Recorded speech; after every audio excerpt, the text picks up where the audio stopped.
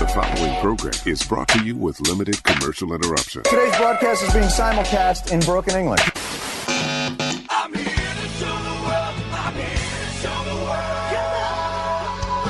Welcome to the show that we're doing right now. What the hell are we doing on this show? Boy, that escalated quickly. I mean, that really got out of hand fast. It jumped up a notch. It did, didn't it? Let's go. What is this? Giggity, giggity, giggity, goo. Who else but The Q. it's showtime.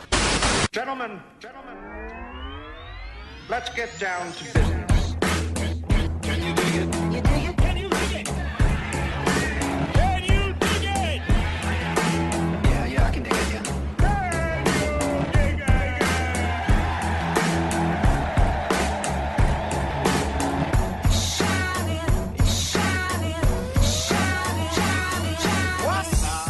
Ladies and gentlemen, welcome to The Q. You're listening to the best pop culture, current events, current affairs show, east or west of that Mississippi River, hailing from the great city of St. Louis and worldwide at theqnow.com. I am your host, Mark Bland. Oh my goodness, it is an all-star cast today, ladies and gentlemen. We put this together every once in a while just for you. Honestly, what happened was we got a phone call. It was Jonathan May. He called out of the complete blue. First words out of his mouth, Mark. Yo, it's been so long, dog. That's what I said. Well, he calls me Bear. Bear, it's been so long, Bear, since I've been on the show, and you know, I was on my way. I was in that Kevin Hart, that Jamie Foxx mindset. Like I was on my way, superstardom. It's still there. I can feel it, but I need that Q back in my life. I need some of that. I need to get out to the people again. I need to touch the people. And I was like, you know what? You can come here and touch the people anytime you want. So, first off, ladies and gentlemen, please welcome back to the show, Mr. Jonathan May. What's up? What's going on? Mark, you told me you was having steaks. You didn't say anything about a talk show. We were having sex or steaks? What is wrong with your mind? Are you serious? You said sex. Oh my man. God! I said steaks. People can rewind this, ladies and That's gentlemen. not- No, you can rewind it as many please times as you rewind. like. I'm not going to edit it at all. It's just what Jonathan wanted. It's not even that. We're at steaks. I'm going to the other side of the studio. And he said that. All right. Were you concerned at all that I was here as well? Yeah. Oh my God! It's a problem right now. No, that's funny. It's a problem. Without any further ado, please welcome Jason Kull to the show, who was not offered steaks or sex. I got either one. No, I was perfectly fine with the radio. He was just like, I'm bored. It's Wednesday night. I'll show up. I ain't got nothing to do. Mark can probably use me. Whatever. Okay. So anyway, what's going on, ladies and gentlemen? Welcome to The Q. I am your host, Mark Bland. And man, it's like ever since Trump said that he was going to run for office, ladies and gentlemen, okay? And that's 2015. That was 7 years ago, okay? Down the Ever since that, it has been a nonstop week of news. New allegations, new things, new deaths, new births, you just name it, it is happening constantly. And I understand that's just an obvious way to say the world's constantly moving. Yeah, Mark, sure. No, I'm just saying like the news cycle, like the things to pick and choose from. There is so much in the news all the time ever since he announced running. I really don't remember having this much to choose from at any other time in my past outside of like the Michael Brown situation and specific time periods, or Trayvon Martin, specific time periods around certain things. This has just been ongoing for 7 straight years now. Like this is just every week we got a new thing. Listen, I don't even know how many times our friend Jonathan over here has had to say that he hates Donald Trump on this show because he's been doing it now for like 5 straight years, and I don't know how many shows. He says this at least once a show. We've been talking about him that long, haven't we? We have. We've literally been talking about from the day you joined the show until now. Like there literally has been Donald Trump talk constantly. And I know I brought that up, but I brought that up for a reason, guys. I brought it up for a reason because we have another January 6th hearing that has been put into the books. Yep. And what did we learn this time, Jason? What did we learn? We learned that January 6th was planned. I used to think... How planned was it, Jason? Very planned. Was it like your wife tapping you on the shoulder saying, I need to go to Bed Bath & Beyond today, and you might not have enough time? There's just so much on the plate. Way more planned than that. Way more planned than Will Ferrell in Old School. Right, you know, way more planned. When it happened, I was watching it live as it was going down, and I thought it was just a thing that got out of control. I never actually thought it was planned. There was there was people who physically planned things within regards to this. Yes. I'm not even blaming Donald Trump. I'm just saying, like, the idea of January 6th and all of it as a whole and how it went down, I agree with you. Like, I never once really thought, oh, yes, with all the people that they're talking about, with all the players, yes, they're bad people. But would they go that far to plan it? Like, a thing getting out of control is one thing, and that's a sedition and the attempt to, like, create a coup or form a coup. Sure. The idea that for days or weeks prior to, the Oath Keepers are having conversations with lawyers. They're meeting with the Proud Boys. Proud Boys in a parking garage, like Watergate, Deep Throat. It's like, well, it gets even deeper than that. Now we had the Oath Keepers, former sergeant of arms or whatever for the group that was a part of this week's January 6th hearing. Yep, and he came out and basically said, "Oh yeah, we've been talking and then they have text chats, just before, weeks, for like days and weeks before, text chats of them planning things and this and when he, like, they even asked the one guy, they asked him, now he's reformed. They're all reformed now. Now that they're in trouble. Remember, I always get reformed. Nobody's sorry when they get away with it. They're only sorry when they get caught. Right? That's how the cliche goes. Okay, so with that being stated, we've got this other individual who's like part of all these groups and stuff like that, and he kind of intermingled, you know what I'm saying? Which, by the way, there's 3%ers. There's all kinds of different groups like the Proud Boys and the Oath Keepers out there. So guess what? Oh, the Oath Keepers were at Michael Brown during Ferguson. They did show up. Oh, yeah, they showed up. They had a big old tent, and everybody was like, we're here to help, and this, that, and the other. Whatever.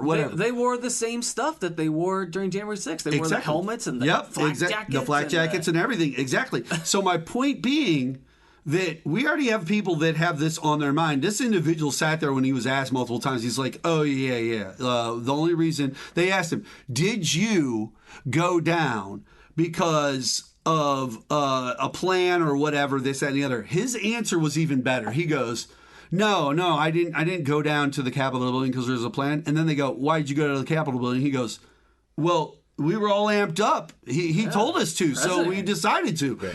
There you go. Right. There it is. Ladies and gentlemen, there it is. He didn't even answer the question that they needed him to ask. He answered about Donald Trump. He's like, no, the cult planning aspect that we've been talking about for the last hour and a half here on this January 6th hearing, that's cool and great and all. And that was happening behind the scenes. But for me, like, I went because that dude said we should all go. And like, I had always and he always tried to play it off. I didn't say that. It didn't come off the way I did. That wasn't never the intent. Intentions are always different than actions. They're always different than actions. Well, I had always wondered, and even more so now, why is it that Axl Rose, remember, was it 92 down here? Yeah, the riot. All Axl Rose did was say, your security's garbage, threw his mic down and walked off. He got charged for inciting a riot. But Donald Trump no. Well, he did incite the riot. Remember, he told the guy to stop filming, and he jumped off the stage and kicked him, flying through the air. So that kind of started the riot aspect. But you're right. When he got up back on stage, got on the mic, and threw it down and walked off. Like, that's not. Correct. He didn't say come up on the stage. I feel like the jump, but Jason. I mean, as much as you listen to Iron Maiden, I just want to put this out there that, like, I feel like jumping off the stage Karate Kid style, foot out, kung fu, like the old video game we used to play, remember, with the white gi and you kick the guys as the show, like doing that, I feel like, and then hitting the person with the camera, that does instigate an issue. Now, but nobody did it create a riot? I don't know. I think the people. Cameraman, I'm not going to hit the guy next to me. You know what I'm saying? That's why I was asking. Let's get down, ho. Let's go. Let's do this. No, I'm not waiting the world. But you know what I mean? Like, loosely, like they charged him with inciting a riot because he walked off after doing that. He walked off because he said that security sucks. Trump literally told them, go to the Capitol. I'm going to be there. Fight hard. Do this, do that. Nothing. But now, fast forward. Right, he tried his vague term BS so that he could save his own ass. And guess what? So far, it's working. But we have all these lawmakers around the United States who are very smart as our Attorney General, Merrick Garland, or as smart as Bill Barr, or any of them. And listen, when you're seeing Why did in the media, no, I'm sorry, and I'm not blaming the media for this. Why in the normal day-to-day operations of the White House and every press conference this man stood at the podium for, did I get this Trump-loving side character, almost like a Chris Christie aspect version of Bill Barr? And when I watched the deposition that he gave afterwards, where he's talking about, I never believed it in the first place. That's the one where they asked Ivanka, do you agree with Bill Barr? Yeah. If that's what he says, I trust his, this, that, and like. Why didn't I get that Bill Barr on those press conferences? Where did I get this Bill Barr? Because that Bill Barr was smart, and it seemed like he had a head on his shoulders and understood this was all BS. I told him multiple times. I tried. Like, that Bill Barr, why wasn't I seeing him out in the public? Because trust me, yes, the media can spin things and they can crack things, but most of the time their cameras are just running. Yeah. So when I'm seeing video of you doing these press conferences, the way you're talking and stuff, that's not the media feeding you lines to tell these people. Those are your press conference words you say. They give me this vibe. The other Bill Barr came off as aloof and kind of dumb. Yeah. Like, he never really But that's everybody around Donald Trump. Yeah. Seems like they're aloof and kind of dumb. Like, Stephen Miller just looks like he would have been conducting experiments on behalf of Adolf Hitler. He really does. I hate to say it. He does. And I know, you said Hitler, so obviously. No. This man looks like he would have fit perfectly into one of these World War II movies where he is part of the Nazis, and he's just got a look to him. I didn't say that about Ivanka or Jared or this person or that person, even though she's blonde hair, blue-eyed, just like they would love in Germany. But guess what? I'm not blaming them. I'm saying this person has this specific look. He does look. You know who else has a Nazi look to him? And he's probably not.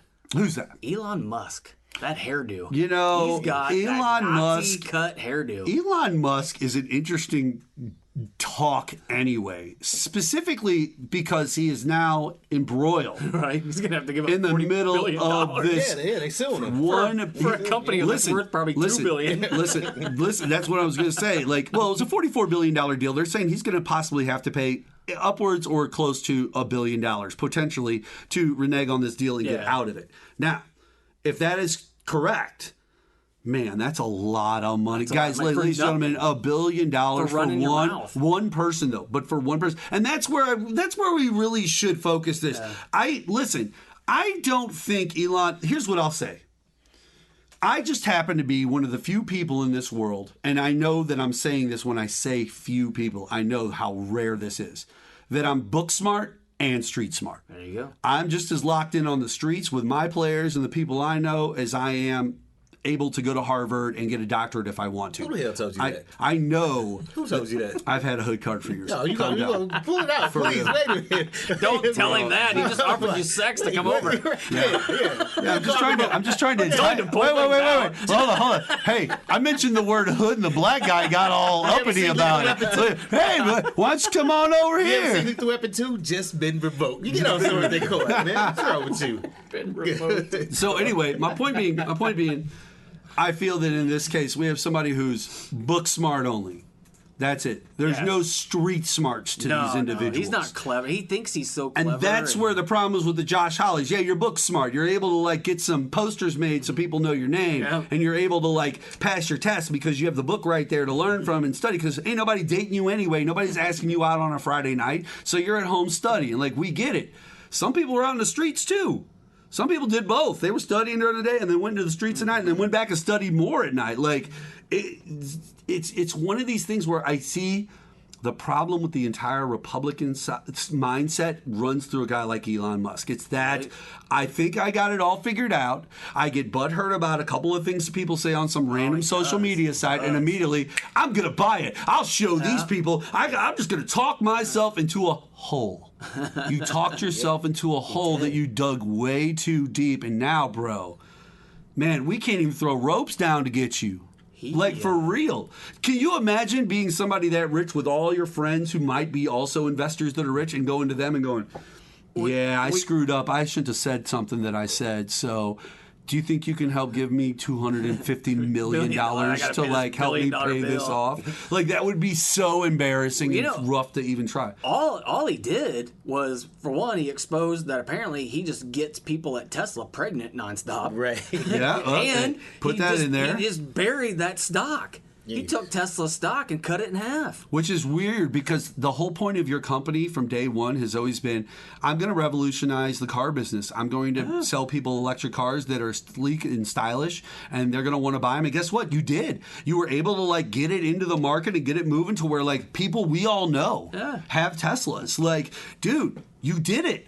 Why can't you rest? Like, why can't some of these people rest on their good? Harvey Weinstein, homie, you owned Hollywood. Right. You controlled everything. And by the way, a lot of your power you got before you started going out of your way to abuse women. This is crazy. You had it made. And the first thing you do, Bill Cosby, is turn around, which is funny because would we have ever had that conversation about Bill Cosby in 1992? Oh, no, you'd get slapped. In 1992, though, if it came out, how would we have looked at him? In 1992. I think because of social media and the Me Too movement and the other things that popped up throughout the years as that was simmering over. Because remember, the first time we heard about Bill and the drugs and the Quaaludes and stuff was from that testimony video in like 2007. Yeah. So we've been talking about Bill in the news like this for quite a long time. Listen, ladies and gentlemen, we're going to talk more about this.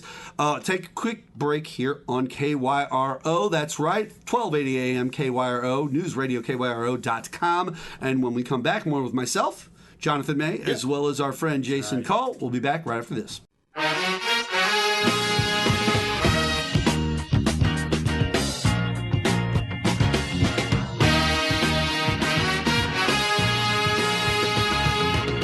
Ladies and gentlemen, welcome back to the Q. Mark Bland, 105.3 FM, 1280 AM KYRO. That's News Radio KYRO.com every single Saturday, 1 to 3 p.m. Central Standard Time, right here on the Q. Got Jason Kull. I got Jonathan May. We've been talking about some different people. We were talking about Elon Musk. I brought up the Bill Cosbys. And to get back to Elon Musk specifically, you can only warn these people so many times. And their book smarts only go so far, right? There has to be practical application in the real world of action in some of these cases. And the problem is being book smart, it teaches you all about it happening. And you could probably dissect a frog if you had one in front of you. Mm-hmm. But have you ever dissected a frog? Like, you've read the book. Yeah. You know all the pieces. But do you know what it looks like in live application? And that's where Republicans, and in this case, Elon Musk with the Twitter situation, why he might end up having to pay all this money. But here's the funny thing. Why pull out? Why not just run forward? Unless you physically couldn't afford it, or it was, like you said, Jason, a whim. It was. It was a whim. It was a freakish whim on a Sunday afternoon where he said some stupid things he shouldn't. He got caught up in tweet battles and arguments with Democratic leaders and went crazy. This is how I feel the Dan Bonginos of the world would react, and this is how if Candace Owen lost her notoriety tomorrow, she went to basically no one caring. All of her downloads dwindled to hundreds or less. You know what I'm saying? For everything. She'd lose it. Right? I really feel like she'd lose it like Elon did, and I feel like this would happen to Tommy Lauren. I feel like this would happen to Ann Coulter. I feel like all these people, those are the girls. Bill O'Reilly, I feel like it could happen. I really do. I like Bill Maher. I do like Bill Maher. He's starting to slip. But my problem, see, that's what I mean? Isn't he? Bill Maher is the older he gets, the more you're like, wait, what are you talking about? He's becoming like a crabby old man. Right. Yeah, that's okay. That's what I was gonna say. Not so much. He's always kind of been a moderate, but he's now becoming like the moderate that wants to scream at you to get off their lawn. He's becoming this you stop playing around over here. I don't want to discuss this. This is not important. He's like a guy that was part of the Chicago 7, and now he's 80, and he's crabby, and he doesn't want to share anything anymore. And I feel like Bill Maher, if he lost all of his popularity tomorrow, though, I don't feel like he'd react the same as these others because it's their first time around the block.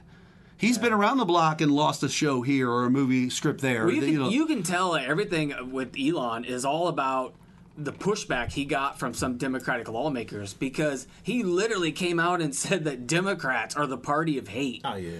Was he not paying attention the last 6 years? I don't like, know what is he talking about? And they say that Joe Biden is the worst president in a long time. A long time. Guys, I've asked men who are just dying-the-wool Republicans. I'm not saying they're crazy Oath Keeper style over the toppers. I'm just dying-the-wool Republicans. What do you think of Joe Biden? He's worse than Obama. Right. Okay. Well, that's okay. First off, good. But Obama was your literally God hand argument and bellwether for everything that ever could be wrong with liberals. He was black.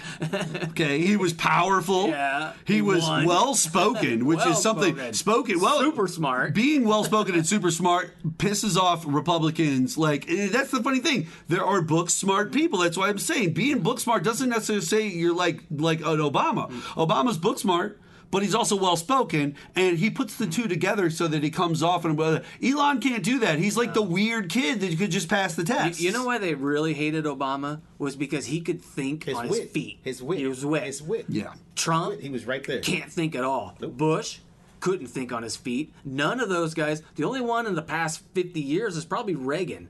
Reagan could kind of... Maybe Clinton probably could have handled himself. No, I mean like Republican side. Sure. And that's why they hated Obama, because they don't have anyone like that. They don't have anybody that can think on their feet. Which is good, because... They weird, angry stuff. They would say to their wife when she don't grab a beer at the house, so I relate to this guy. Yeah, get him on. Lock her up. To be fair, at one point there was a New York Times or Washington Post piece, or Washington Post piece that said that they called Reagan the great orator of the 80s. Yeah. And to be honest, the Republicans have had great orators over the years. Sure. Like, don't get me wrong, a good orator is somebody who can speak. Now, Jimmy Carter wasn't a great orator. Not like Bill Clinton or Obama. Those were great orators. Those were people that were able to convey their feelings properly. But Joe Biden being the worst president? Guys, this man has gotten reforms. Listen, on top of everything he's done for the Democrats that you all hate, he even got Roe versus Wade overturned. He helped you guys out more than any Republican president ever helped you. That's how good this guy is at president. He was able to do all his stuff and your stuff. Hell, he might even be able to get guns onto the Statue of Liberty by the time his term is up. I don't know. We could get him to try. Like, this is what I'm trying to explain to you people. You're crazy if you think that Joe Biden was worse president than Donald Trump or Obama, or as far as Biden goes, solid presidency. I'm not going to say that I was 100% happy with him top to bottom. I do think that maybe we fumbled the Afghanistan thing a little bit, but that was muffed a little. Guess what? But they're all home. It wasn't their timetable. Those people are saved. The timetable was run the exact way that they planned on doing it. It went a little rough, but hey, it's all done. We've got a gun reform bill that has been passed. Bipartisan. Infrastructure. We got an infrastructure bill that was just signed in, which is massive for the United States. Guys. We got nearly, 80%? That's already more than literally, hey, I don't like the fact that there's this thing called the North American Free Trade Agreement. Right. I'm going to call it the Canada-Mexico-U.S. trade agreement. Make it worse. Because North America is too many words to describe Mexico, Canada, and the U.S. It's the same amount of words, ass. Seriously. Well, people. We did nothing, guys. We literally changed the name and then reworked the dealings so that all of Donald Trump's friends could get paid off properly. Well, people say that Trump, they call it the Trump derangement syndrome, the Democratic type people. Okay. You know who really has been made crazy because of Trump are Republicans. Because they lash out and they project and they do all this stuff. Let's talk about our guy here, Greitens, in the state of Missouri, right? Projector. We were talking off the air. Let's talk about it on the air now. I'm not a big Eric Greitens fan. When he got caught hanging out with his wife, or he was trying to... he tied her up and took pictures of her. Whoa. Also, the wife of some member of a local morning show, radio show or something like that. Crazy. How deep this this Eric Greitens thing got involved, because I think it was like his wife that was the one that was in the middle of the blackmail or whatever. Like, so, and I'm not 100% sure on that, but you can look it up. Go ahead. There's radio show, St. Louis, Eric Greitens, blackmail. I'm sure it'll all come together on a Google search. Now, with that being stated, Eric Greitens has started off his last campaign before he was unceremoniously dumped as the governor of the state of Missouri with blowing up the box of napalm in the middle of the field with the tannerite or whatever it was, and going to town because everybody's like, what does blowing up a box in a field have to do with voting for anything? It's like, has everything to do with it. It has everything to do with you wanted to go out and shoot a tannerite one day and have somebody videotape it. We get it, loser. Now, here's the funny thing. Some people have trouble getting He's got a new commercial, does he not, Jay? He does. And in this new commercial, he decides to do what? Basically, ask people to kill other Republicans. That's right. That's right, ladies and gentlemen. You haven't seen that one? Our friend Eric you can Greitens. get a sticker if you give me $25. Let me explain for you, Jonathan, because you love. Welcome to the hood. Let me get my hood pass out so that you can understand. Has this commercial made it to the airwaves, though? I know it's online. Now it has to have. I'm sure it has. I'm sure it's on aired. his website. I'm sure it's aired somewhere. Now, here's the funny thing. This man wants you to kill rhinos. Yeah. Jonathan, do you know what a rhino is? Oh, my God. He wants you to kill Republicans in name only. R-I-N-O. Rhinos. No H. So, guys, this is a Republican who put out a commercial to gun for other conservative voters and Republicans. Like literally, Jonathan. Literally like to gun for them. Now, it's a play on words, but it's not. This it's right make, there. This doesn't make any sense. I saw something about this today. Yeah. He wants you to pay to get. Well, if you donate $25, he'll send you a sticker. Bumper sticker? That's what I think it's a window decal to put in your car that says Rhino Hunter. Oh my goodness. Now, do you know how many people are going to buy those? Oh, a ton. All right. Around 1,000. here, a ton of people because they didn't go and look. First off, this is my biggest problem with people in America in 20. This isn't a Missouri thing. This is America 2022. It is. He's right. Okay. What'd you say? I said, I looked at him, I said, it is, he's right. I looked at you because that's 100% true. These people are going to still buy Eric Greitens stuff because, one, when he went to jail, or not even jail, when he got deposed as governor of the state of Missouri, they didn't go and research to find out all the intricate details of what he did and the behind the scenes. They probably didn't listen to any videos or TV or news stories about any of this stuff. They just kept turning it off and not care. And they're like, oh, they're just going after another one of our guys, and that's not fair, and we're just getting picked on. It's all like lies. It's all lies. Everything's always just like with Trump. It's all lies. All like lies. It's guys. Thousands of people are all Guys, lying. now he wants to kill other Republicans. And this is the problem. None of the people in America go and search out true info behind the scenes or news stories to like understand their stances. And this is why I brought this up. This is why like things like this are allowed to continue and purvey past their due dates, well past their welcome dates, because simply the fact of now his name's back in the news. I know he's running. I see signs. I like Eric Greitens, Rhino Hunter. Oh, that sounds funny and catchy. I love tactical stuff. Yeah, and it's got a target on it, so I have to have that on my car. And there's like tactical gear guy. Like it's literally starts. He's armed. I literally just looked at it. Yeah, I just looked at it. And he's got those SWAT team guys, and they're like storming a house to get rhinos and kill them. Right, guys, inciting something. You know what I'm saying? Like somebody's gonna get killed because they were a rhino, and we gotta go back. But this is where the problem is. Crazy. This is where the problem is. Got it from Trump. We need you all to be more involved. We need you to be more involved in your area, your lives, and the things going on nationally that affect all of us as citizens. Listen, locally, if you want to jump involved and get involved on something local because it like really chides your girt, fine, do it. Do whatever you got to do.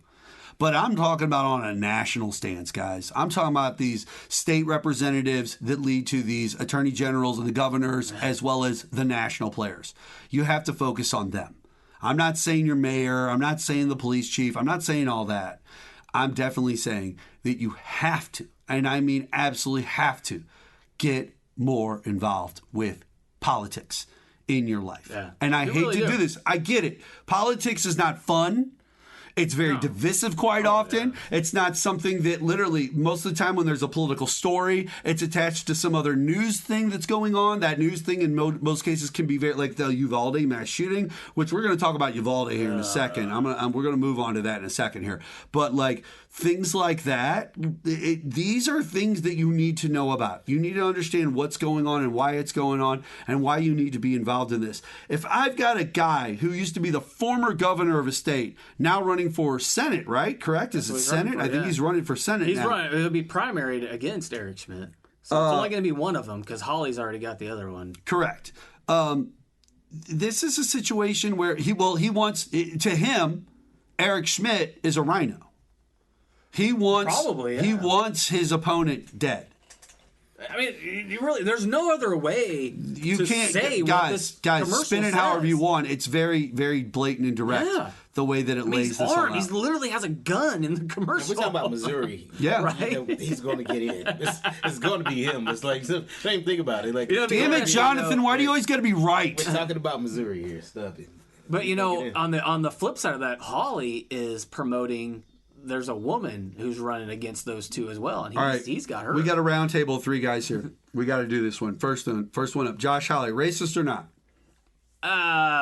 Country club racist. Country club racist? What would that? It's like he's not gonna say racist in name only. Yeah, is he racist in name only? I know like that. He's not gonna say anything publicly because he's too smart. But around so I call those pit fire races. Like 2 o'clock in the morning with a few beers in them, that comes out. But like, there's no way he's on a Sunday afternoon at the pool. No, he ain't saying nothing to nobody. Jonathan, Holly, racist or not? Yes, he jacks off to the end. I think he says it slowly in the shower as he masturbates. Just make sure you don't cuss, Jonathan. Say all that, but don't cuss. No, you did fine. You didn't cuss. Just letting. Nope. Just putting it out there. Just putting it out there. You did fine. You get pounds for that, baby. That's you gonna be one heck of a pit fire. All right. I say yes. He's racist. Okay. Eric Schmidt, racist or not? He doesn't come off that way, but he's an attorney general, so probably. Okay. What do you think, Jonathan? Behind the shower, racist. Masturbating as well, whispering. But he's keeping it to himself, though. He's keeping it to himself. He's not letting anybody else. He's not letting you know at the house next door. He's just keeping it behind the house. Okay. I say, I don't know if he's racist. I'll put quasi on it. I'll give him guys like that, they're perfectly comfortable being around racists. Eric Greitens, racist or not?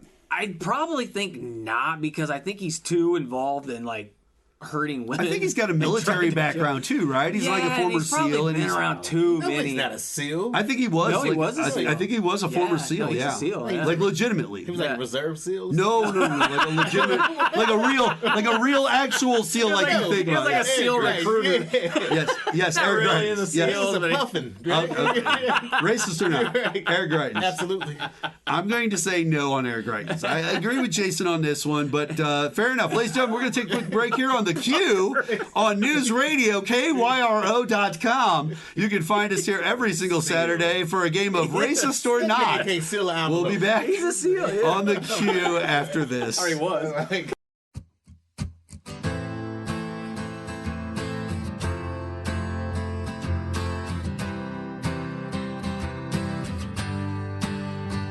You cut out a piece of me and now I bleed internally.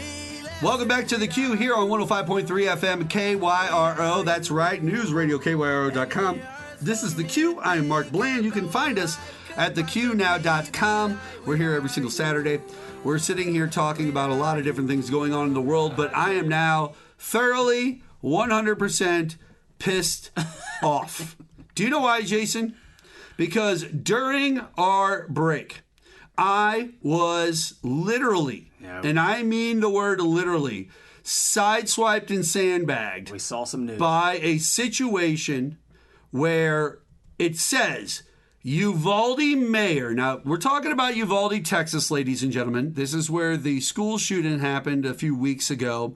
And this is where the police were scared to go in for over an hour. Right. And this week, and this is one of the main things we were going to talk about, the Uvalde school shooting video was released, and it either came out through the media or directly. Either way, the entire video, over an hour of security camera footage from inside of the school and around the school, during the hour that the shooter was killing children. Yeah, running around the school. Now, a lot of you have seen the the doctored, edited, whatever version of this because the news media isn't going to play the unedited clip. I, as a deep dive researcher, want to make sure that I have the most authentic information possible. Did I watch this whole video? No, I did not. Is it over an hour? Yes, it is over an hour long. Did I skip through to different sections so I could get a general understanding of what we're dealing with in this video? Yes, I did. There were things that stuck out in this video to me. One of them, Jonathan May just brought up, which was? The Punisher. That's right, the Punisher logo. The lock screen. The lock screen, the wallpaper on someone's phone. I even watched a section of the video where that man walks through into the video frame, has the phone in his hand. You can see the Punisher lock screen. Now, it's a lot easier to see when you get a screen cap and you can like zoom in a little bit, but you can tell that it is the lock screen of the Punisher logo with the whole blue line, all that stuff. Now, is Punisher logo guy, is that also hand sanitizer guy?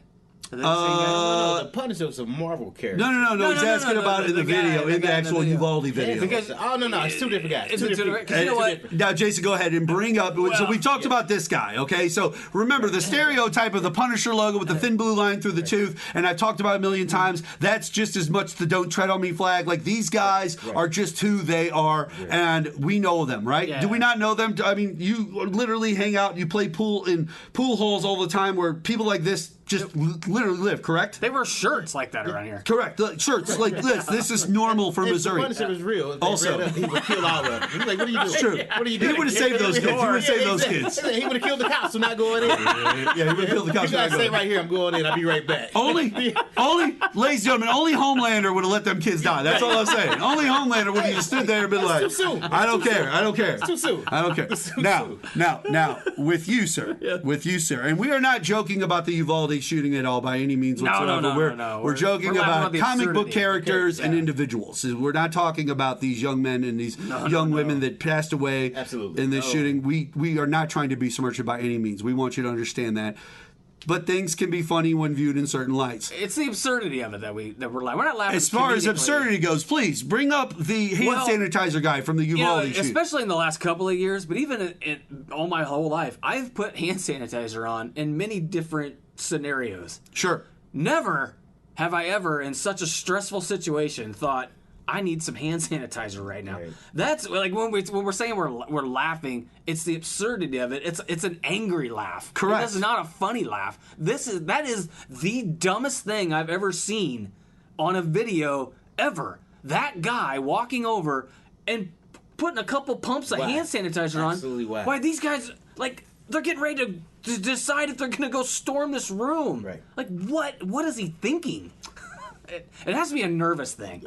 You know what I mean? Stating that I listened and watched the unedited version of the video, the screams of the children as I slid through to a section where this was going on, the screams of the children in the background and the shots going off, I can't stop hearing it. That's rough.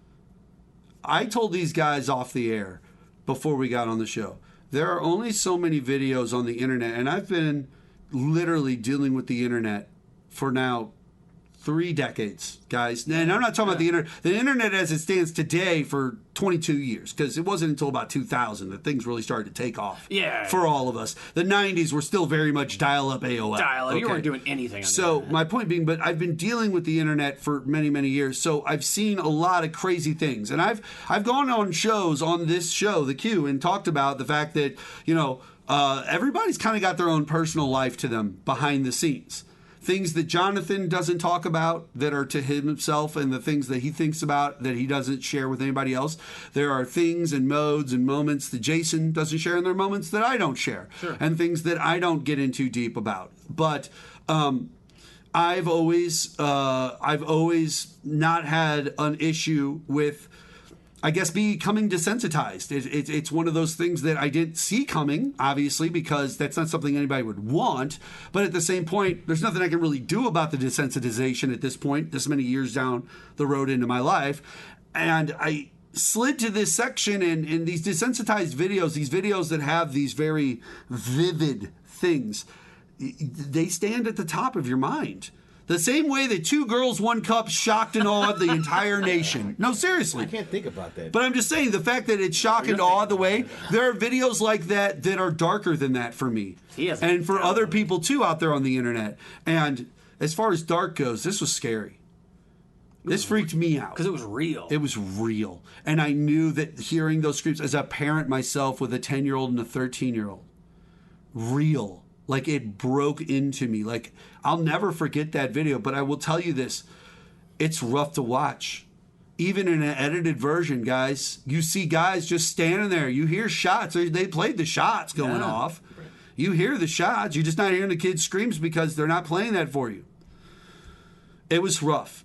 And it only, like, for weeks we've all been just bashing the Uvalde Police Department. We have, as a nation, been tearing them a new one ever since the day this shooting happened, and I understand. But when you see this, it just makes you feel like they totally deserved it. You hate them all over again. They totally deserved it, 100%. And now the Uvalde mayor comes out, and this is in Newsweek, and says basically at this this school video, this school, or not school video, but this town hall meeting or whatever that he's having, has described 2 media outlets as chicken after they released footage on Tuesday, this past Tuesday, from the day of the deadly mass shooting at Robb Elementary School that left 19 children dead and 2 teachers dead. Mayor Don McLaughlin criticized the Austin American-Statesman and the ABC affiliate KVUE at a meeting of the city council this past Tuesday for releasing the school surveillance video from the shooting. McLaughlin told the meeting, "I want to go on record. The way the video was released today was one of the most chickenest things I've ever seen." Another member of the city council said it was chicken. Not going to say that. I don't understand. Like, chicken why? shat. Why does he? I mean, I understand. Like, supposedly the families were. What did you want? View the video first. What did you want? Are you insinuating that maybe the media should have stood by and let this happen instead of rushing in and stopping it like they did? Is that what you're insinuating? You think that they should have stood by like those police officers in that video? Should have just hung out? Because that pisses me off as a member of the media. Listen, this is a very high, once again, things that Joe Biden can work on in this country. We can put together a set of standards and practices for certain things and how they should be handled. And videos like this should get out and be released properly in a very, like, I understand why you sat on it for a month. No, yeah. We get it. Look at it. It's just what you say. Yeah, renewed everybody's belief. Well, and it's not chicken. I understand why the media put it out immediately when they had a chance, because they're probably afraid of cover-ups. I mean, we're in Texas. You have the governor of the state, Greg Abbott, before seeing any video, talking about how great the Uvalde police were, how brave they were. That unarmed, untrained mom who ran in and rescued her kids did way more than they did. Braver than every single police officer combined. I don't get it. You're mad at the media for doing their job more than you're mad at the cops for not doing their job. And you know what? It wasn't even Uvalde police that took him out. It was Border Patrol. It wasn't, the media had to get the tape from somewhere. You're mad at the wrong person. They're going to do their job when they get something. Keep the focus on the police. It's always projection, guys. Yep. It's always projection. Even in smaller MAGA-style towns like St. Louis, when, you can go to events and they'll ask veterans to stand up and be recognized. And there's thousands in attendance at these things. Only some, some will stand up. Yeah. Like it's gotten that deep. The projection is out of control. I don't know what else to say to these people.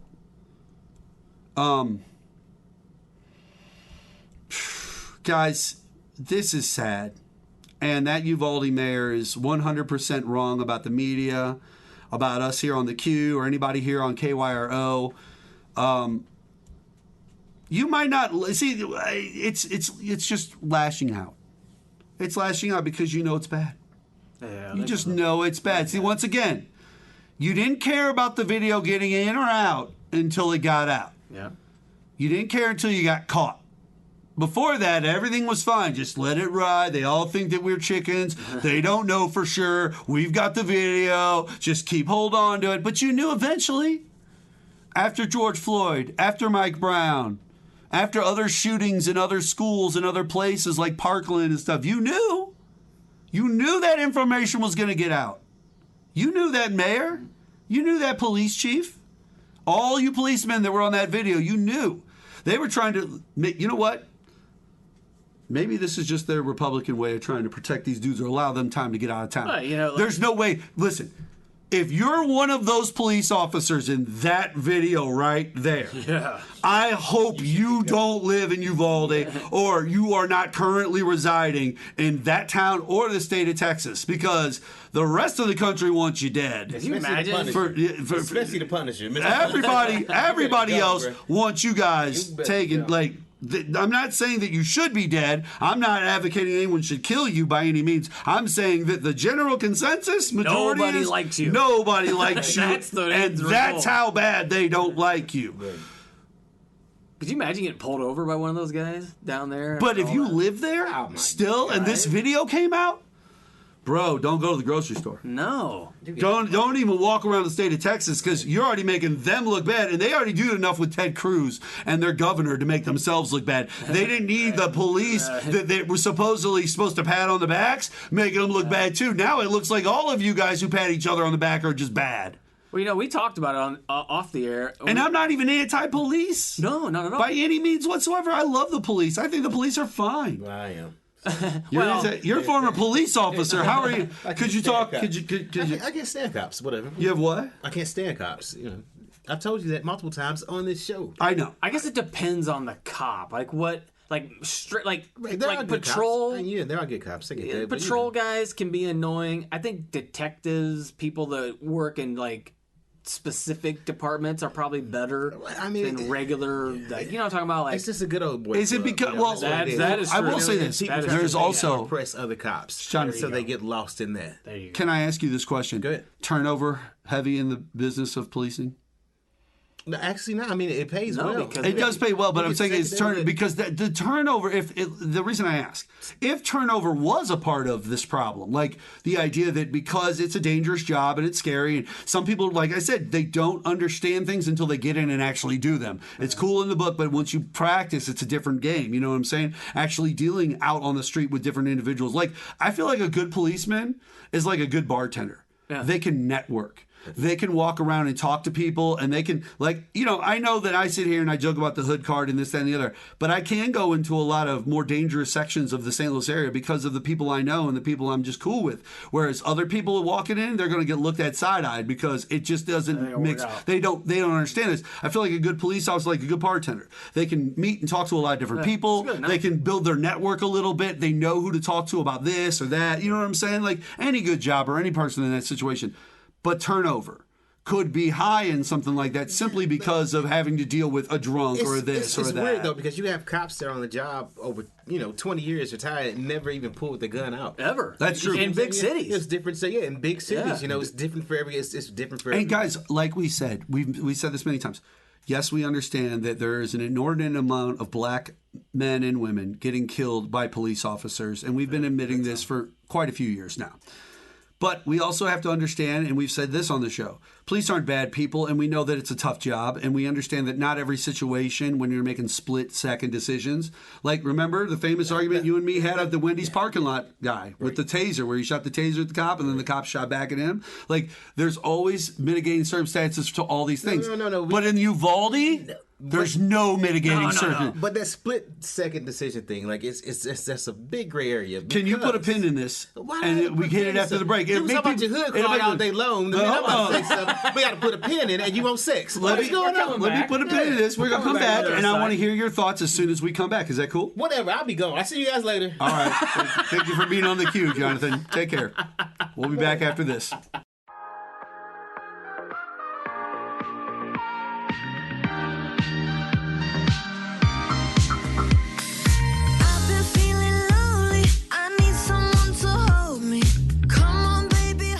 All right, right, hold him back, Jason. Hold him back. Jesus Christ, welcome back to the Q. My goodness. Don't leave. He just wants my body. That's all it is. Ladies and gentlemen, Mark Bland, the Q, here on 1280 AM, 105.3 FM, KYRO. Jason Kull is here. We are talking, and Jonathan May, you were getting ready to make a point in regards to police officers and the situation and split decisions. Right, because we're talking about jobs. That's what you're paid to do. You get paid to do this. Right, This correct. is what I expect you to do. Right. A cop gets paid to do what they can do when something happens. Correct. That's what most of the time I'm doing nothing until they get that call. Something happened, let me go take care of that. That's what you're trained for. That's why it's repetitious. You train over and over and over again as a cop. That's what you're paid to do. I can't sit here and look at these guys and be like, well, it was a split-second decision. Yeah, you're paid to trained to do that. Yeah, you're trained to do get this. The only thing I'm bringing up, the human aspect, the human body aspect, that just as human beings, even the most trained people can also have a slip up. Like I get it, and yes,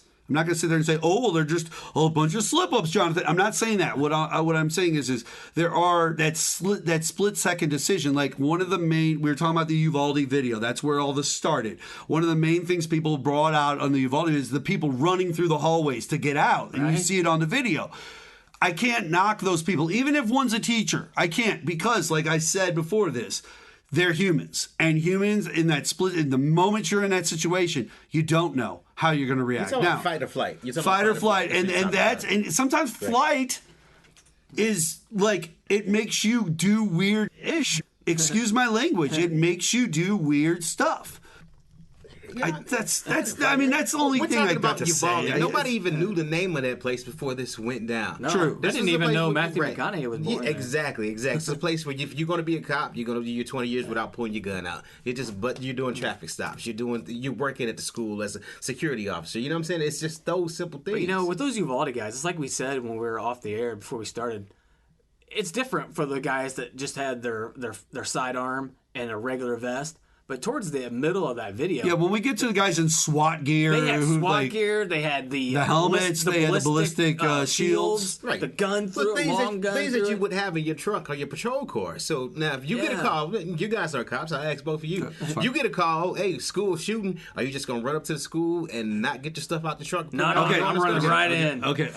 I am not going to sit here and lie to you. When I pull up to the school, I'm probably not thinking so much about my tactical gear in the back. I'm probably thinking about whatever's in my go bag in my back seat. If I have a flak jacket on, I already feel probably that I'm protected. Now, I'm not protected enough, obviously, but I might feel that I'm protected, and I might go for the door to try to get in or see what the deal is. But I can't guarantee that. You know what I'm saying? That it would come to my mind first to jump into the trunk. But if I'm that guy, I'm being honest. I'm just being honest. If I'm that guy with the helmet, the shield. Once I got it out and I have it, that's a different story. And the gun through the shield. Why wasn't that?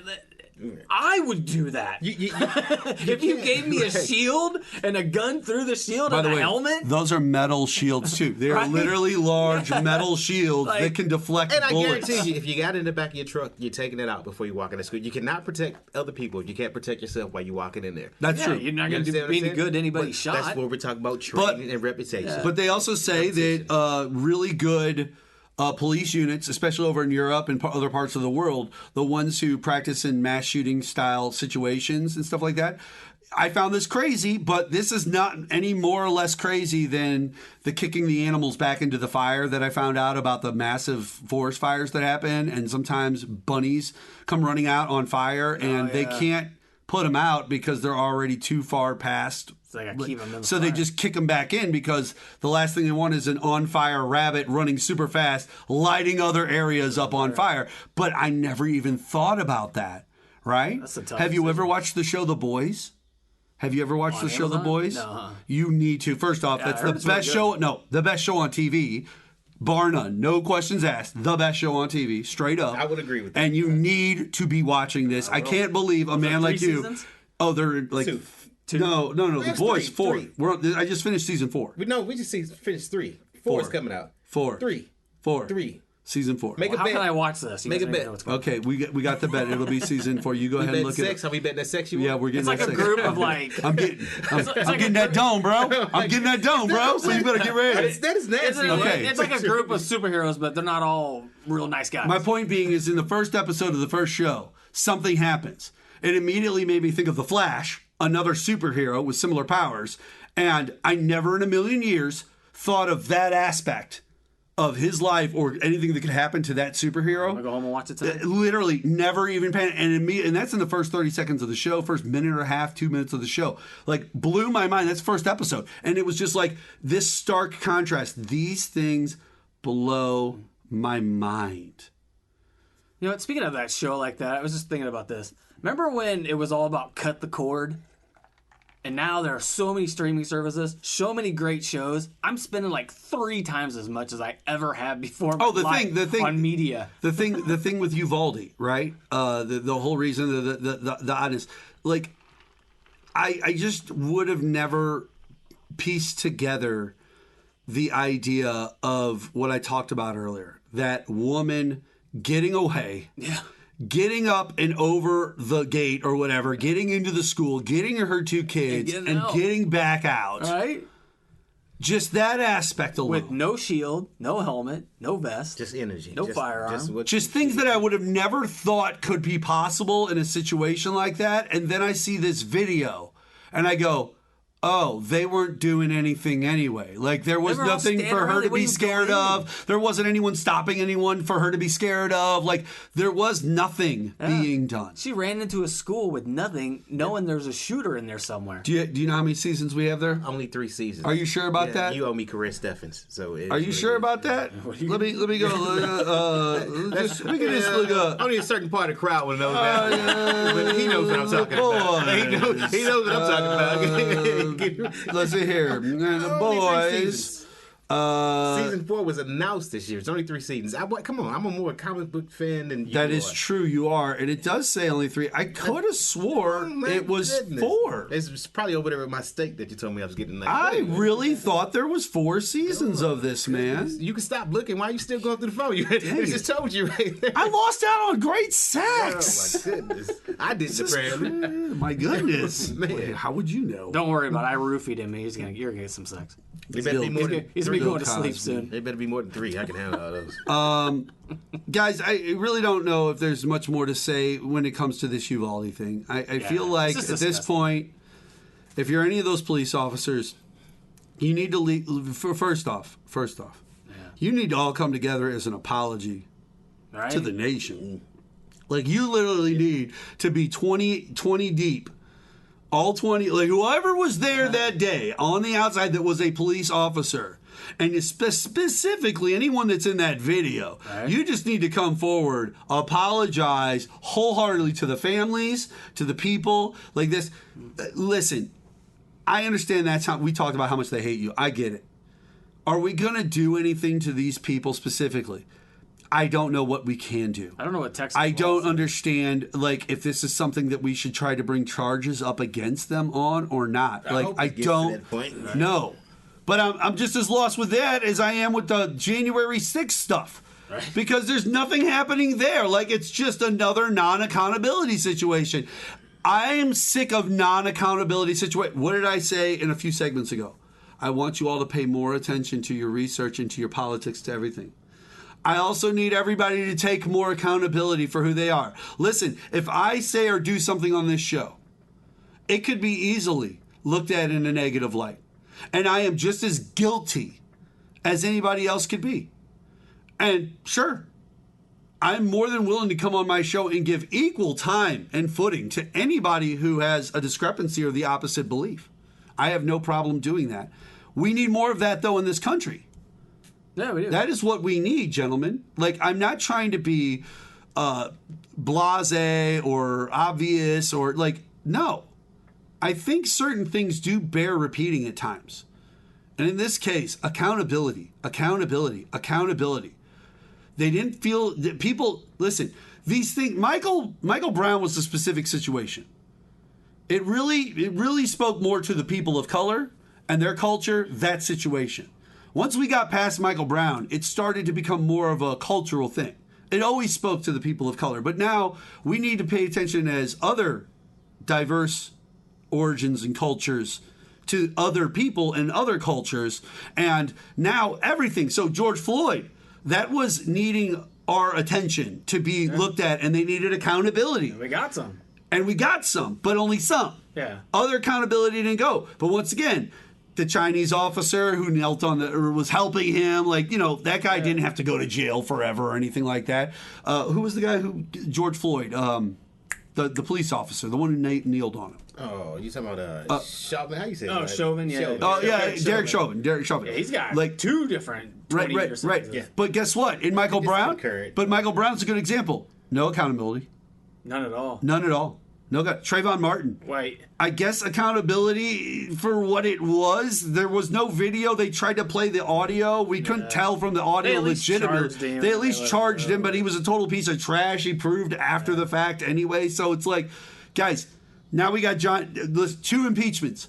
2 impeachments, nothing happened. Nothing. Okay? You have January 6th, no accountability. We have Uvalde, no accountability. We've got Parkland, still no accountability.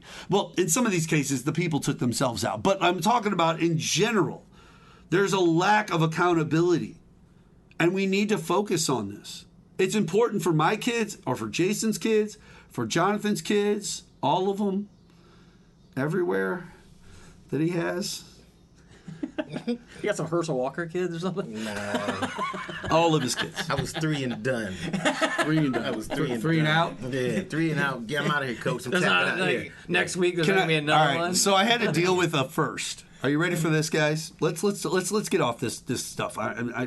It just makes me think about that video and the sound. No, the sounds of the kids. Like I just want to move on. I want to move on. You guys are fathers. Yes, sir. I just brought that up. I just had to deal with a situation for the first time that I wasn't absolutely sure that I was going to ever have to deal with. I figured at some point I would, but it came at the age of 10 with my son. I had to deal with the whole broke something on the neighbor's house situation, and so I never dealt with that. we didn't tell Dad or Mom that it happened, and then it got out of hand, and then eventually the neighbor had to come tell me, and so typical parent things, right? The kid's 10. Like, I get it. I love him to death. He's a good kid. Yeah, he is. But he's playing soccer out in the front yard, and he's kicking the ball, and it's going back and forth in the front yard. But, our houses have sections between them. Sometimes you kick the ball, it's going to go erratic, right? Goes off to the left, right, wherever. In this case, broke a window in a house. And they had to get it emergency fixed because we were having a monsoon when it happened. Or like shortly afterwards, like it was pouring into their basement or whatever like that. So it had to get fixed ASAP. Now, this happened evidently weeks ago. I didn't know. My son never told me. And so I am for the first time dealing with the kid trying to hide the neighborhood issue from me as a parent. And I just don't know if I'm handling this right now. Since this, obviously, there's more to the story. I talked to the neighbor, Brett. He's a good dude. Love Brett. And it's all fine. It's all fine. It's all worked out. We took care of it, and I apologize, this, that, and the other. Still have to deal with him. How did you guys deal with that? How do you deal with those situations that have popped up? I'm sure you've dealt with them. What did you do, Mark? How did you deal with it? Oh, well, it was $25 for the window. He just asked me if I could, cover this, that, and the other. So, took care of it. It wasn't a big deal in that to do. Right? But that's not where the problem is. The problem is in between the adults. The problem now is you did something weeks ago you should have told me day of, and you waited 2-3 weeks or whatever it was until I find out from the neighbor. The neighbor had to come tell me. You didn't even break down out of scaredness and come tell me. Someone else had to come tell me. Worries me a little bit. Right. Worries me a little bit. Where do you stand? How do you handle it? Well, I used to do just crazy stuff. Like, that situation never happened, but if it did, I would do something like Your kids never broke something at a neighbor's or on a neighbor's house, or something happened in the neighborhood that got out of control or something? I would probably know, but if they did and I found out they didn't tell me, something simple as taking my son's PlayStation while he's gone, not knowing it's missing, and waiting for him to go to his room. Was like, hey, what happened to my PlayStation? I don't know. You might go check by that window that's broken over there. Things like that. That's how. Jonathan just mentally screwing with What kids. you gotta do? Yeah, I don't know. I mean, he's a pretty good. You got 3 boys. I'm sure that one of them has at some point broke something. Baseball hits a car window and knocks off the side mirror or something. Never Different broke things. anything, but I did give each of my kids have gotten a free pass once. And maybe that would be his free pass. So he's a pretty good kid, and he doesn't really cause you much And grief. listen, that's the point. That's what I was going to say. Like, I was trying to figure out, like, gauging, should there be a punishment? Now, I've worked out something else along with this. I told the neighbor, hey, listen, if you want, I'll have him cut your grass for free. And he said, that sounds like it'll help out a little bit. So, there you go. Yeah, I think that I'm going to put him out there to cut some You grass. got a new you know window what I'm saying? and a lawn. Yeah, you got a lawn cut and a new window. So I think that that's a fair trade. But at the Yeah. same point, like, I haven't really discussed it. For me, With the my free son, pass is yeah. always if you told me. If you tell me that it happened, Yeah, I no mean, repercussions. I get the get like. you. Let If me it know. was something in Mark's house, that's probably different because he should. But breaking the neighbor's stuff, I bet he was just scared. Yeah, frightened that's to what it all was. end, you know. It happened to But me. that's why, when you talk to him, please let him know. It was You pretty need to tell obvious. me It about should have the been ours. It situation. was a circle hole in the middle of the window, the size of like a volleyball or a soccer ball. Okay, yeah, we got it. Well, All I right, should teach him about the high stuff from you, because first thing is the window, next thing is the crack pipe. So get on that, Mark. I'm gonna get on that. All right, ladies and gentlemen, we're gonna take a quick break here on KYR. When we come back, That's a jump. Is that a jump? more with myself, Jonathan May, and Jason Kull. We'll be back on the queue after this. He's like, here. Come out, Virginia, don't let me wait. You Catholic girls start much too late. Oh, but sooner or later it comes down to fate. I might as well be the one. Well, they showed you a statue, told you to pray. They built you a temple and locked you away. Ah, but they never told you the price that you pay for the things that you might have done. Only the good die young. Only the good die young. That's right, here on 1280 AM KYRO. Welcome back to these oldies cuts, ladies and gentlemen. I'm your host, Mark, here on the Q. We're talking about some of your favorite music in the history of the world. I've got Jason Kull, that's right, and Jonathan May. If I affect my voice and do cool things with it, you guys might find my show quirky and entertaining. It might be something worth, like Beetlejuice. He has to talk a certain way, you know what I'm saying?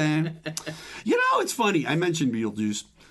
I would have thought in the long scheme of things over the years, Beetlejuice would have been, like, it's now starting to get its, like, memory, that nostalgia kind of developing for it to the point where people, like, are, like, looking for, like, they're putting the costumes back into, like, Halloween stores at Halloween. Yeah, and like, I've seen like it. Beetlejuice is the name and the songs, the movie. I've heard it come up more, but also movies that I didn't think should have, like, what's Hocus Pocus? Mm-hmm. Like, all of a sudden in the last 5 years, Hocus Pocus has become this cult hit, and it's like, guys, we didn't like that movie in '91 when it came out. Okay, that it just wasn't. Nobody watched it in '98 because it just sucked. It wasn't because it was a cult thing and we were just not hip to it yet. It just sucked. Like. I'm correct on Hocus Pocus, right? I've never seen it. I can't.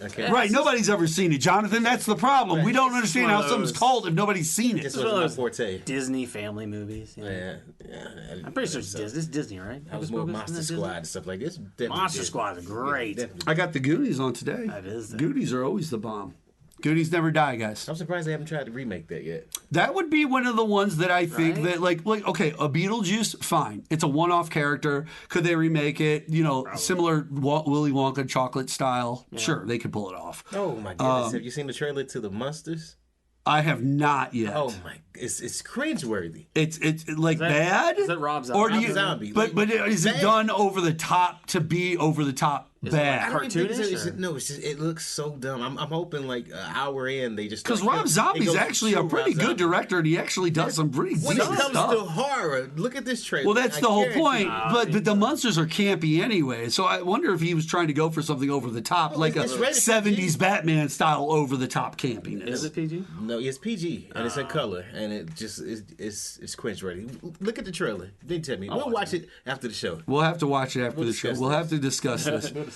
You know, one thing that we can discuss, guys, one thing that does come up every once in a while is Supreme Court justices just taking a few minutes to eat at a local diner, poor guy. local establishment, and then all of a sudden, people are outside protesting. They don't even come inside the building. They just happen to be outside. He might have heard some waiter say, "Oh, look, there looks like some people outside." That's about all he heard. And immediately, he had to exit out the back door. Right, had to make a because, scene. big scene, they were coming for him. They were coming for him. But aren't there conservative justices who've said nowhere in the Constitution is there a right to privacy? Right? Like, I've heard this From from relatively conservative lawyers many a time over the years. Yeah, pretty recent, too. Yeah. Pretty recent. Yeah, he's a weasel. Right. He is. They Like, need to investigate I think AOC nails him every time, though. Well, like, I think that's what's great about AOC. Like, if there is, I love the fact that you're like, oh, she's Puerto Rican and she's going to be able to bring in this type of voters. Like, I love that you guys love all that about AOC. Great, cool, the woke aspect. I love the fact that every time Kavanaugh does something dumb, AOC nails this dude to the cross. Yeah. Every single time. I love it. She zings him. She zings him every time. Like, and it's never day of. Like, it's always like a few days later or a week later when they say something stupid. It's like Katie Porter. I love Katie Porter. She's the one with the whiteboard that gets up in front of Congress, and then she literally just hammers these dudes. I swear to God. Your God, the God you love so much, you religious evangelical. I swear to your God, I wish Katie Porter could get Donald Trump on that January 6th hearing committee and literally just her and him directly go, and the rest of us just watching on pay-per-view worldwide. We could even have Jake Paul fight right before it, if you really want. Which, by the way, I got into some beef with some people over that. I saw that. Jake Paul fight? Over to Jake Paul. Yeah. Okay, so check this out. The Fury dude bailed out again. Now, this time, okay, he was in the United States just back in May. Now, all of a sudden, he can't get to the United States for this fight at Madison Square Garden because his passport and stuff with his passport, he's unable to get here. And, you know, it has to do with maybe COVID stuff. But it's a lot of just whataboutisms and what ifs and things that could happen. But nobody's really gotten it. He said it was his passport and there was issues with his passport. And we're like, then how were you here in May? Yeah. Like, you were here for an extended period in May. Did your so now all of a sudden, and I made made the comment on the Twitters because that's where everybody loves me at. Nobody loves me on the Facebooks. Everybody loves me on the Twitters. Twitter side. This is where I put up a little tweet that said something to the effect of, seems like Fury's ducking our boy Jake Paul now. Seems that way. Seems that way because you guys could have figured it out. I think Jake even has already put out a tweet or two that's talked about he was willing to come to you. Like, if you didn't do that date, you could do another date down the road. He'd fight, like, and get a different. Nope, that couldn't even happen either. Like, I don't understand this. Now, have you seen who he's fighting in this next fight? Just another. No, not just another nobody. He's actually fighting the former heavyweight champ of the world, Hasim Rahman's son, right. Hasim Rahman Jr. That's it. Now, this is the son of a boxer, somebody who's trained in boxing, somebody who's a boxer himself. So we might be getting a more truthful style fight this time out of Jake Paul. Now, a lot of people have been hammering Jake Paul for quite a few years now over these boxing events and basically saying, oh, you're just this paper champion. Yeah, you're 6-0, but it's against nobodies and this, that, and the other. Jake Paul put out a video, and guys, I'm not some Jake Paul mark. I'm a person who is down for the info. And if the info is factual, I don't have a problem with that. Jake Paul came out and said Canelo Alvarez is, he was 3-2 in his first 5 fights. 3-2 in his first 5 fights. And he fought guys that were also 2-2, 2-1 at the time that he lost those other fights to become 3-2. So, like, when you get to the early days of a lot of these pros, like, yeah, they fought low-end dudes that weren't really great at boxing either to build their reputation to get to where they're at. They weren't Tyrone Woodley, who has a 2 UFC championships in his past. I think it's 2. They weren't those people. So that person had more skill physically as a former UFC champ than this guy who was a 3-1 boxer who went up against Canelo Alvarez, who's probably best pound-for-pound fighter in the world right now. Right now, I would say Canelo Alvarez is probably the best. Or did he lose? Did he lose that last fight? Canelo might have lost that last fight. I might have forgotten about that. He can still be the best. Everyone loses.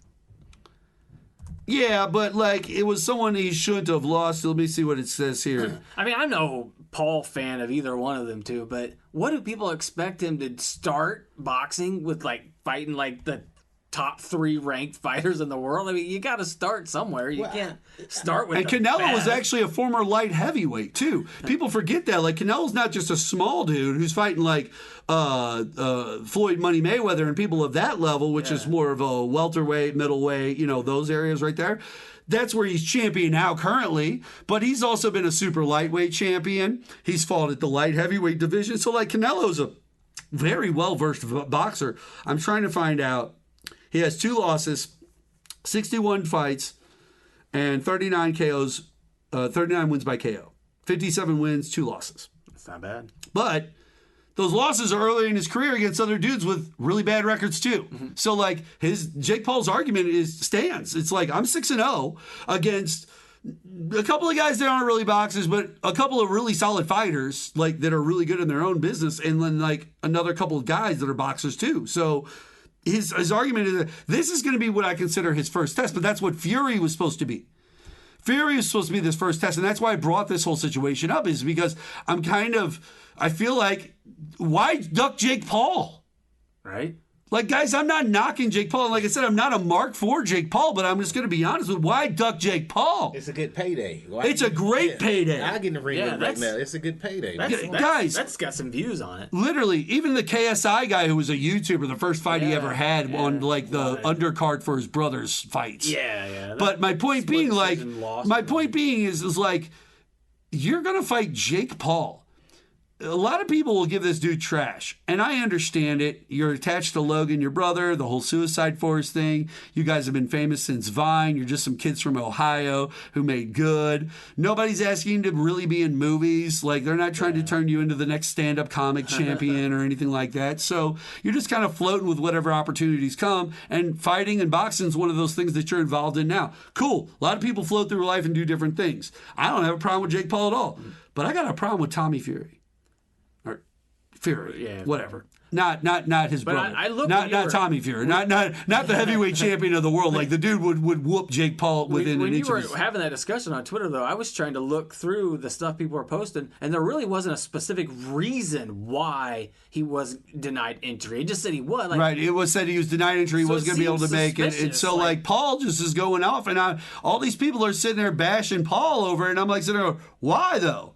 I'm not like, listen, I'm not victim blaming in this case, because he would be the victim if like his passport was truthfully a problem that couldn't get overlooked or helped out or whatever. We would know about it. There are people, plus there's very powerful people involved with all these individuals. Yeah. They have connections to other very powerful individuals. Sure. They could have got things worked out for sure, at least for a 2-day visa to come here and fight the fight. Well, the fight was at Madison Square Garden, right? Right. That's a New York flight in and right back out the same night. There's no way anybody involved with Madison Square Garden doesn't have any push at the State Department. There's no way at Port Authority in New York in general that you couldn't fly from England over to New York, jump into a cab, go to Madison Square Garden, fight your fight, and be on a red eye going right back home within 3 hours after that fight. And guess what?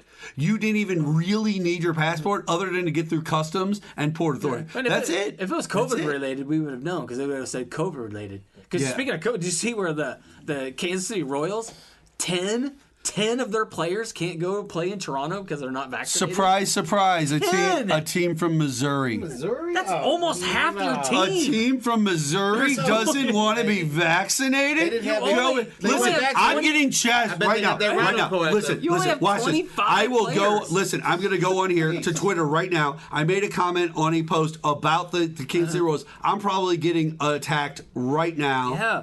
10 of the 25 players on your team wouldn't even go. Actually, everybody's just loving my stuff about Ray Epps. Too busy getting their Rhino card. But I did not. They don't accept the Rhino card and they go play. Like, but here's what I don't understand. Like, listen, everybody's attacking me, and my point was, why does this surprise anybody? This is a team from Kansas City, Missouri. The politics and the mentality of Missouri and Kansas. Think about Kansas and how they screwed up their whole school system and everything. Like, this mentality is literally surrounding the stadium at all times. Every place you live in Kansas City, it is all like, where do you think Josh Hawley got known and elected? It was out of Kansas City. It wasn't out of St. Louis. It wasn't out of the rest of the state. Guys, Kansas City loves this whole Trump, unvaccinated, conspiracies. Like, they love it. So when the Royals who are in no shape to win anything anyway. It doesn't really matter.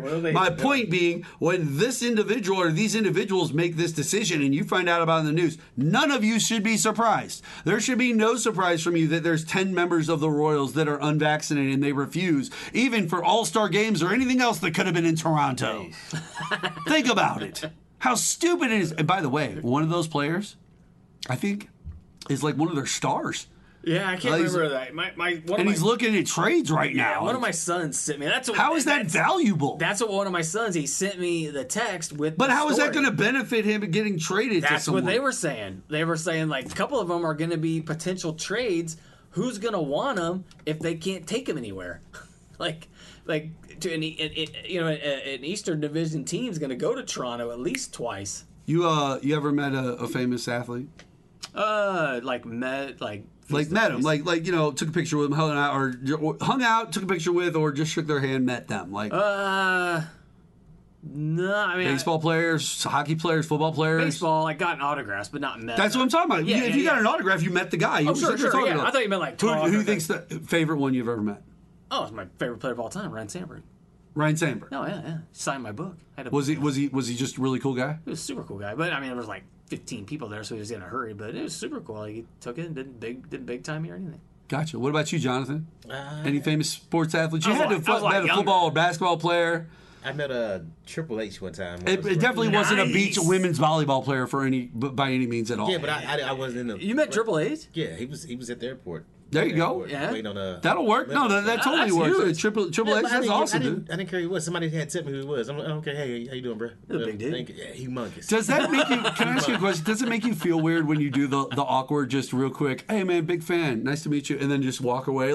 I feel like there should be more conversation there, maybe to establish a connection. But do you ever feel awkward with that? Because I've had that a couple of times. I actually I like to purposely pretend I don't know who some people are, just to bring them down a notch. I sit directly next to Cedric the Entertainer watching The Talented Mr. Ripley. Okay. Didn't say one word to him.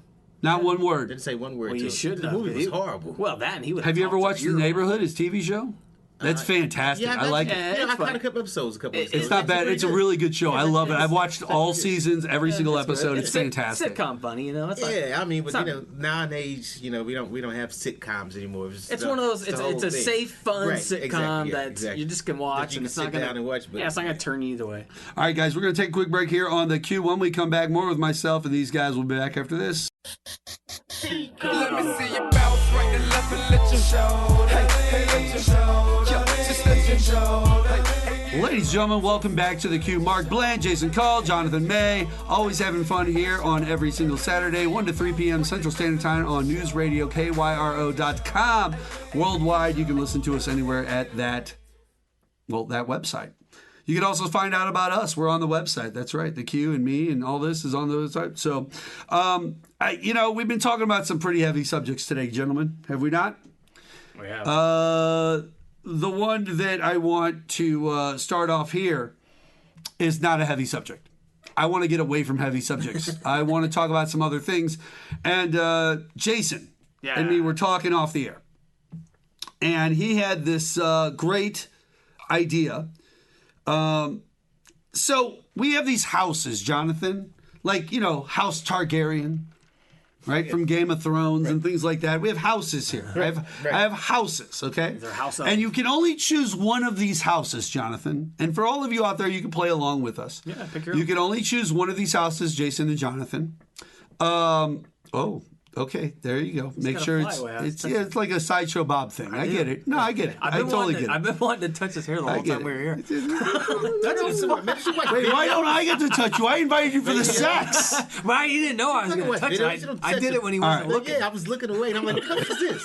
Okay. I mean, dang. Oh my goodness. Write that time down. I'm sorry. You can't touch a black man's hair. That was bound to come out. Oh my goodness. Okay, whatever. You gotta be racist. You racist. Oh my God. Whatever, you racist. I noticed that all three of those politicians I mentioned were white, and you said they were all racist. So maybe you just hate white people is the problem here. He knows better. All right, so Jonathan, we have houses, okay? And in each of these houses, they have different things. Now, the way I want to play this game is unique, okay? There's a funny joke out there about women are never happy. And it's a great joke. It's a great conversation starter. And if I ever get a chance, I'll show it to you. Maybe after the show. But each house is different. It has different things. It has 3 different things in it. So I'll give you an example. House number 1 has Netflix, blankets, and unlimited snacks in it. That's house number 1. Now, That's not bad. you can either take it, and that's it. That's your house. That's who you choose. You can only choose one. Or you can leave it for what you think is a better house. And then I'll move on to the next house. So the question is Netflix, blankets, and unlimited snacks good enough for you? No, I need to go. You need to go on to house 2. You'd have to. Okay. House 2, country walks, a fire pit, You go to the next one already. unlimited wine. You go to the next one already. Unlimited wine? I look like a white What girl going to about Starbucks. what about your wife? Wouldn't your wife? Might your wife? Next house, please. Might your wife What, you like gonna convince unlimited me wine? that I don't know what I want. Man, country walks, unlimited wine. Are you a 60-year-old woman named Does that, Evelyn? yeah, does that come with a pumpkin spice? I thought we were doing incense sex. Inside? I thought it was come on. sex. I was like, come on, next you were house. playing All white right, woman house 3. tonight. House 3, fine. We're moving on. House 3. Good Lord, F-bomb. What in the world? Calm down. God, you're so rude. Jeez. All right, house 3. Private beach. Private beach. There you go. Gated beach. Private gated beach. Okay, we're going to make sure that you are locked off. Right. Home gym. All right. There you go. Pizza and beer. Ooh, yeah, I'm taking that one. I don't need to go anymore. You don't need to go to anything more. I can fish, get some tuna, whatever. I can work out. I get a pizza and gym. I'm working it out. It's a good life. Okay. It's a good life. There's 3 more houses, though. All right. Forget the mouse. So here we go. Probably got Eric Jason. Greitens in the background. Jason, Yes. I am going to also start off with house 1 for you, which was Netflix, blankets, and unlimited snacks. Yeah, no. No. You're moving on to house That's a 2. close one, though. House 2. Country walks, a fire pit, unlimited wine. You know what? That one sounded great until the wine. I'm not a wine guy. I'm not a wine guy I'm not a either. wine My either. wife loves wine. My But mother-in-laws the love walk, wine. The fire pit, that's all great. Like, Yeah, I like a This country one walk. right Well, there. that's one thing that is good about Missouri. We have like legit seasons, and fall usually lasts pretty solid time period. We that's get a a lot of fire country time. walks, and we get a lot of fire pits with that. Well, you guys have at it. House going to. 3. We're gonna You're moving on though. You're moving on. You yeah. want that private beach locked off so guys like Jonathan, black people like Jonathan, can't get into your house and go onto your private beach. Like Eric Greitens. Yeah, the neighbor. Rhino. like Eric There's some Greitens. There's a rhinos. rhino here. Okay, so house 3, a private beach, a home gym, and pizza and beer. I thought about that, but That's a good one. yeah, it is a good one. But I can go hang out with Jonathan. You could go hang out with I'll Jonathan. move You're on. right. He Yeah, does. no. He does have the private beach, the home Right? gym, and Hey, all that. private was for work. You ain't coming here. Yeah, you might be neighbors with Eric Greitens, but You have he's a your front neighbor on the other door. It's side. private. You have a front door. private. I It's want a private. front door. Okay.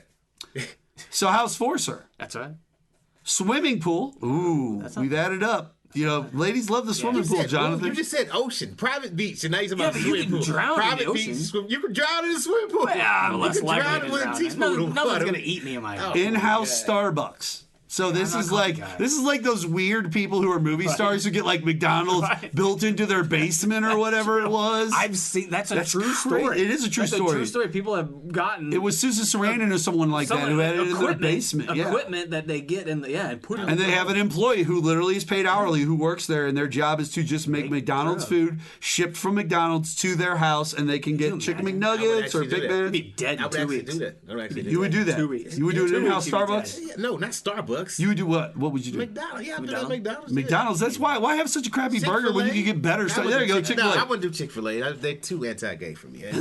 You couldn't get it on Sundays either. You couldn't get it on Sundays. Oh, They're anti a lot of things. Yeah, They're just yeah, gay. yeah. They're just All right, sir. Swimming pool, in-house Starbucks, unlimited chocolate. no. Jeez. No. That- No? that was- Chocolate for me. This was written by a white woman. I just want to put this on file. Every house was written by a white woman. You- And it's a different hey, dream you she took- had every night for 6 days. It Yeah, was but her you took fantasy. the bait 3 houses in. It caught you quick. House 5, mountain views, That's not bad. Colorado's a nice a place. garden with a hammock. Let's imagine Colorado, mountain views, Yeah. a garden with a hammock right there to look at them, scenic walks, trails everywhere into the mountains. How does that trump a pool or a beach? I don't know. Hold on. if it Once again, I've brought up on this show multiple times in the human aspect of these things. Some people are just mountain people. Yeah. Like, I know a person who was a mountain person, lived in Florida, loved it. Every trip off to the mountains, eventually moved to the mountains, stay there. Like, I get it. One Like, thing, some though, people like the mountains over the beach. That throws you off on this is it doesn't tell you, are you alone? Right. Like, is this your life as it is with the people you know and you live there? Or I think that this is just a private choice. Like, it's I a think private mountains. I choice. think lions. I think mountain lions. I think. I didn't think about that. You don't want mountain lions. One more. There's only one more. So are you going to move? Are you staying with 5 or are you going? Are you moving on? It's up to you. I'm gonna move on. As he sneezes like a female. Go on. You could have said, "Bless you." Bless you. weren't I almost done. said something else, man. You weren't done. I was waiting till you were done. I was talking to him. You're fine. Yeah, you're fine. You don't have to say anything. You're blessed. You gave me those eyes like bless right. you, bro. Get the F out of here on that. Like, what the? Appreciate it. I just What the frick? Make sure you're Right. Jesus. Right. This. do Oh, it. racist. He's a You racist. guys over here being Dick he Van though? Dyke. How about The that? worst. You don't got to cut that out the way I said it. I never No, realized that's the name how- of an actor. Is Exactly. Dick Van Dyke. Yeah, you being a Dick Van Dyke. I never realized how terribly racist. House number 6, a beautiful library. We're going to make it mahogany. There we go. Mahogany library. With everything. Everything. mahogany. You can even Now. have, listen. You can even have that section where they have like the different things where you can put your trophies and all that mixed around with like even a stained glass piece in the Trophies for middle of reading all whatever. those books in your private library. That's right. All right. A hot tub comes with this. A hot Done. tub. And a home cinema system. Hello. That's why you should have waited. Home cinema system to watch your Look what I've Marvel got. movies. I don't ever have to go outside. Bro, they said home cinema system. They said You nothing can be about bored. movies. Listen, you can be. Wow. You can also. Everything else said Netflix, Unlimited. This one said system. It didn't say anything about movies. You, like Jonathan, can also be bored by Moon Knight on this cinema system. Way to go. Moon Knight was good material. How's She-Hulk going? It hasn't started yet. Oh. Not yet. No. Your House 6? That's House where you- 6. Looking upon these, I probably would do, man. You know, House 3 with Jonathan, I like that idea. It does look good. You know what? I look at With it. Jonathan, though. Like, Oh, there with you go. me and Jonathan, listen. Yeah. It wouldn't Guys, be awkward lately at all. I've been going to the gym a lot. I've been really getting into guys and how their bodies work and how they move.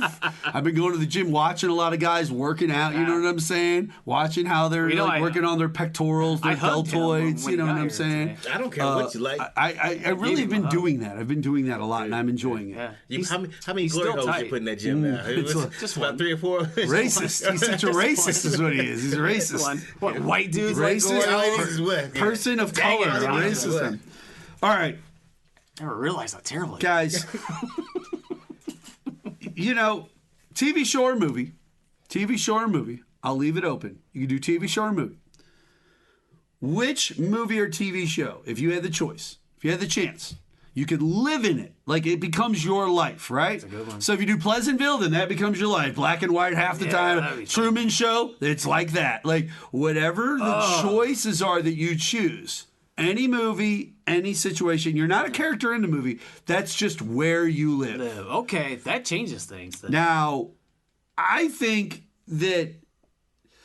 a lot of people choose Gotham City. And I think a lot of people, I'm not saying I will choose that. I said a lot of people would choose Gotham City because it's most similar to what a normal city is, though. Like, that's what we all deal with. High crime rate, city, big buildings. You normally deal with a guy A bunch of police officers who always have to rely on somebody else. It's They constant. show up like, we have to really deal with this. You know what? If I can't, But it could be a movie or a TV show. If I can't be a character, yes, and I just live in their world and it's what I see in the movie, I'm probably going to choose like a John Hughes movie because everything's so nice. I think you're right. Like, I don't think living in Home Alone would be that bad. Look at the neighborhood. The neighborhood. If I lived in one of those everyone's- houses, I'd be very happy. And by the way, that shooting that happened at that 4th of July parade, that was in Highland Park. That's in All of those that's where movies are those there. movies are made. Like, Yes. it's gorgeous neighborhoods. Like, that is not just some What is it? trashy area. It's okay. Ferris Bueller's Homes. Yeah. Oh, that's another movie I could see myself in.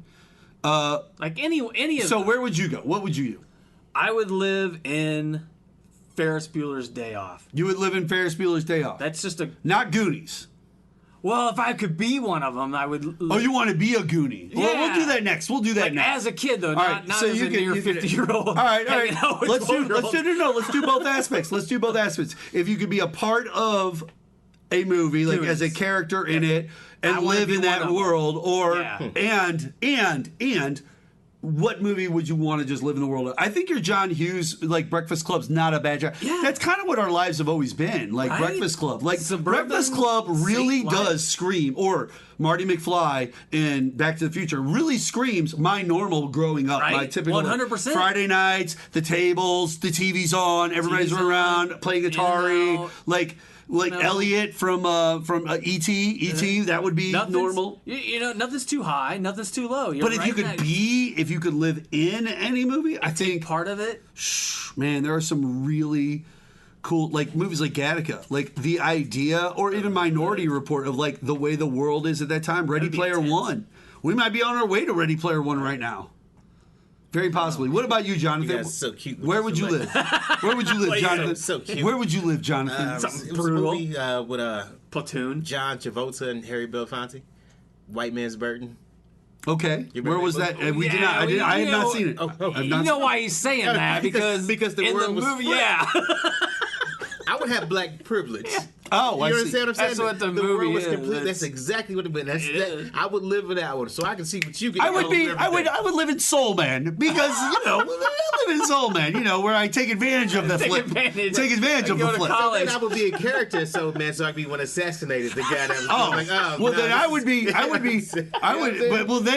I would just be in the movie with Denzel Washington, the Equalizer, like the Equalizer. So then as he comes to kill me, I can just look at my watch and be like 3.5 seconds. I'm just gonna chop his wiener off. Boom. Done.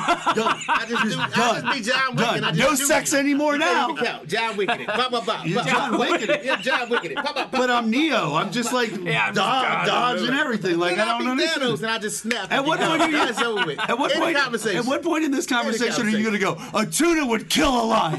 A tuna would kill a lion. I would swim up on shore with my other tuna brothers, and we would kill you. That's what we would do. He would be with Eric Greitens. They would live in roots. They would live in roots. That's where they would live for the rest of their life. If I could be a character. Not Eric Greitens. He's a piece of trash.